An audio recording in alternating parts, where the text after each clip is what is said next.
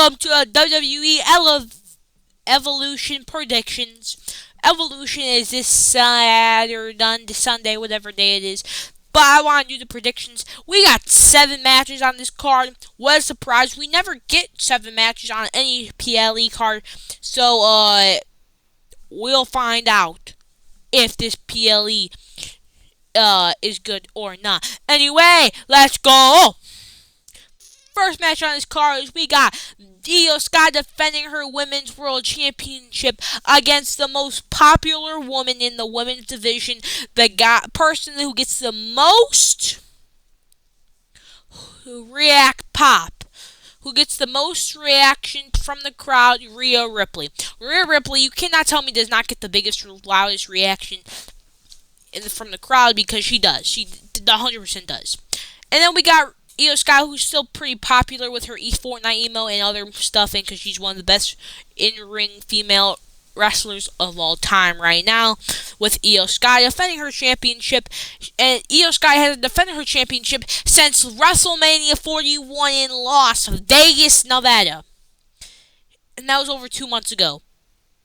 And now she's finally defending the championship against Rhea Ripley, who she was in that match as well. And the person she also beat for the championship in the beginning of March.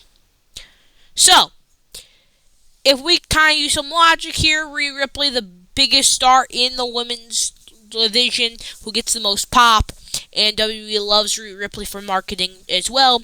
And Io Sky, one of the biggest person in the entire, one of the best wrestlers in the women's division. I think the best wrestler in WWE right now, in the Women's World Champion, who hasn't been on TV basically since WrestleMania season, which is basically a problem. So, I think we're just gonna go with Rhea Ripley here, even though Io Sky, always beats Rhea Ripley, because the story is Rhea Ripley has never been able to defeat Io Sky. I think it's finally time where they finally pull the trigger and have Rhea Ripley defeat Io Sky for the Women's World Championship. And the only reason why I would see Rhea Ripley losing is because of some interference from maybe Asuka or Kairi Sane. But I don't really think that, so I think they're just going to already have Io, who dropped the championship to the person she won the title against, and have Rhea Ripley finally beat Io Sky. So, I think we're just gonna have Rhea Ripley become the three-time Women's World Championship. So, yeah. Io could have had so much potential, bro. I'm not even joking. So much potential. Anyway, next match is Jade Cargill versus Naomi, WrestleMania 41 rematch, and I'm pretty sure like a no-holds-barred street fight type match. So we got the Queen of the Ring in Jade Cargill, and then we got Miss Money in the Bank in Naomi. There's only one person that needs this win more than the other. It's Jade Cargill. If Jade Cargill's winning and gonna face Tiffany Stratton at SummerSlam for the championship, then she has to win.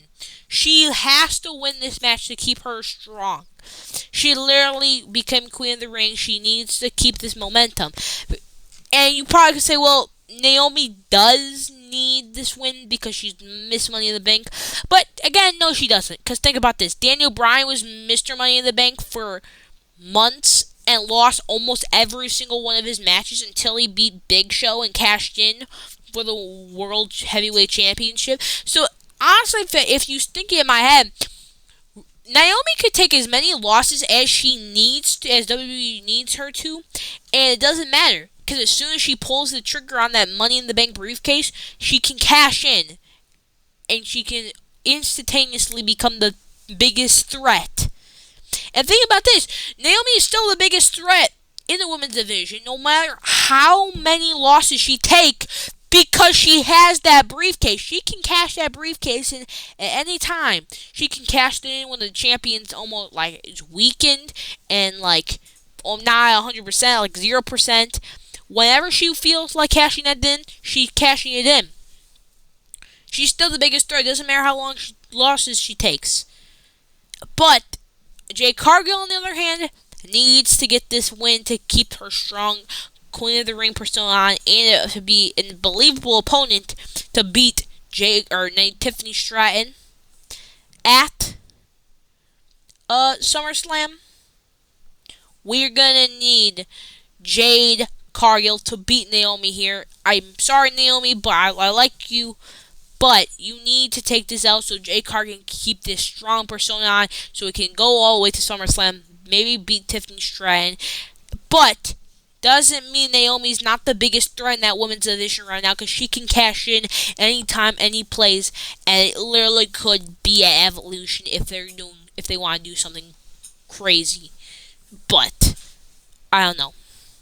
So yeah. So I'm gonna go with Jade Cargill, because she needs it more than Naomi. Anyway, let's move on to the NXT Women's Championship match. Jacy Jayne defending her NXT Women's Championship against Jordynne Grace. And there's a little extra stake to it, because the winner of this match will go on face next weekend, I'm pretty sure. We'll go face on Masha Slamovich for the Knockouts Knockouts Championship. So it would be title for title, maybe. And honestly, I don't think they're going to give it to Jordynne Grace, the NXT Women's Championship, yet. I think how it's going to go is it's going to go Jacy Jayne, Blake Monroe, a.k.a. Mariah May, whatever you like to call her. I think we're going to have Jordynne Grace take an L here.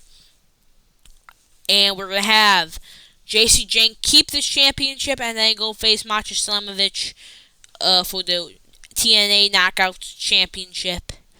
And then we have Jacy Jayne eventually face Blake Monroe in a later PLE as well. So, I think that's how we're going to do that. You understand me? So, I think we're doing that. Boom, bang, boom, boom, bang. Of course. So, I think we're going to keep it out simple and straight with Jacy Jayne.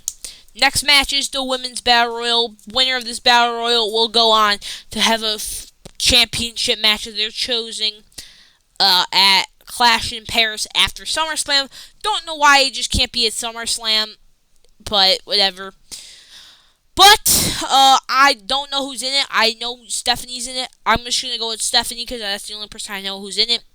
If there's a bigger name than Stephanie, then I'm probably with them. Maybe like if a Bianca Belair's in here, maybe her. Maybe if there's maybe if there's I don't know. Maybe if there's Nikki Bella, maybe she'll be in here. But I'm just gonna go with Stephanie because that's the only person I know who's gonna be in this Battle Royal in the first place. So let's move on. Next match is we got the Women's Triple Threat for the Women's Intercontinental Championship, where we got Becky Lynch defending the championship against Bayley and Lyra Valkyria. And honestly, I thought this match was just going to happen at SummerSlam, but I guess they're deciding to push it back. Or pushing it early at Evolution. It could still happen at SummerSlam. But Becky Lynch, we just need to give props to Becky Lynch real quick. Becky Lynch has really, really elevated this Women's Intercontinental Championship. Guys, think about this.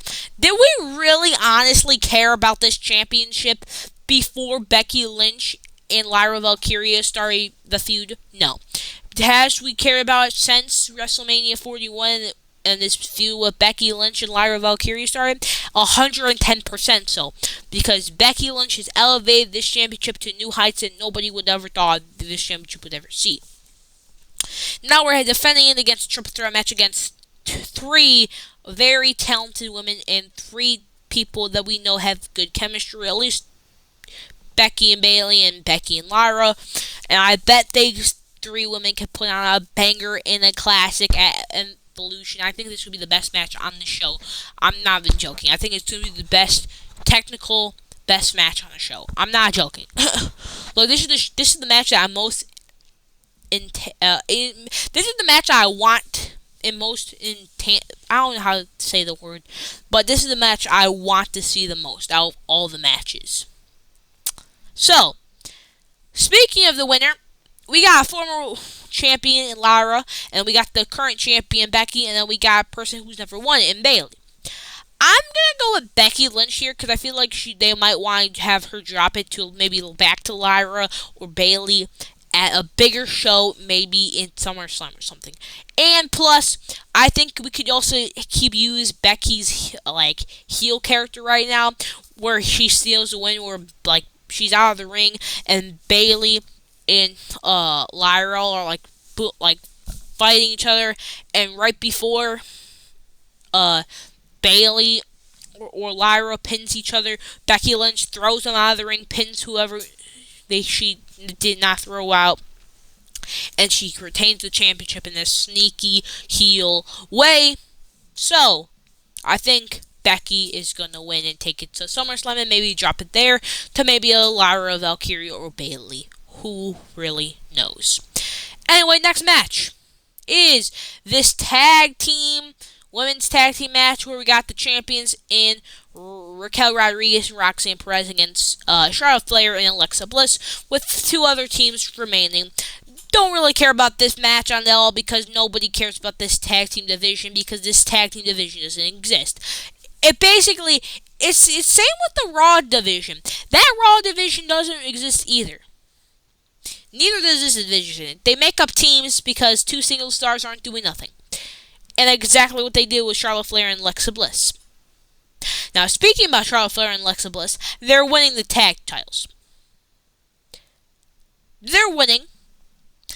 Maybe if this was Raquel Rodriguez and Liv Morgan, maybe I would say, but it's just Roxanne Perez and Raquel. So, we're going to give this to the biggest stars here, which is going to be Charlotte Flair and Alexa Bliss. By the way, I'm going to try and think, who would be these last 2 options here?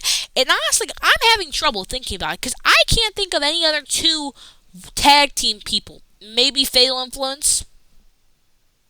Maybe? Who else? Let me think of SmackDown. Maybe another Raw? The Secret Herbish? I don't know. What other 2 tag teams can you put here? 2 other singles? Maybe Maxine Dupri? And Natalia? What teams can you really put there? Let's be honest. I'm just going to give it to Charlotte Flair and Alexa Bliss because they're the 2 biggest stars in this division. Anyway, let's move on to the last match on the card that's been announced, which is Tiffany Stratton versus Tiff. But anyway, we're going here with next matches with Tiffany Stratton defending her women's championship against Trish Stratus. And I think this is just a pretty simple answer. It's going to be Tiffany Stratton. Maybe we get a Naomi cash-in, but I just think it's pretty sure it's going to be clear-cut, obvious. It's just going to be Tiffany Stratton winning the championship, keeping the championship, retaining the championship against Trish Stratus. Unless Trish Stratus is going to be back in a full-term run like she did in fall of 2023. But I don't think she's going to do. So I think it's just going to be Tiffany Stratton keeping that championship. Maybe a Naomi cash-in. And we have Tiffany take the championship fully to SummerSlam and facing Jade Cargill. But it would be an interesting choice giving it to Trish Stratus, though I just don't think this should happen. By the way, why didn't this happen in March in Toronto, Elimination Chamber? Why didn't this happen then? Because honestly, it made literally way more sense. But whatever. Also, can we just get a good look at this Tiffany Stratton render? I don't know. I like it. Pretty cool render. Anyway, leave your predictions of WWE Evolution down in the comments below. Hit the subscribe button. Drop a big thumbs up down below. I need to start recording these more. So, anyway. Bye.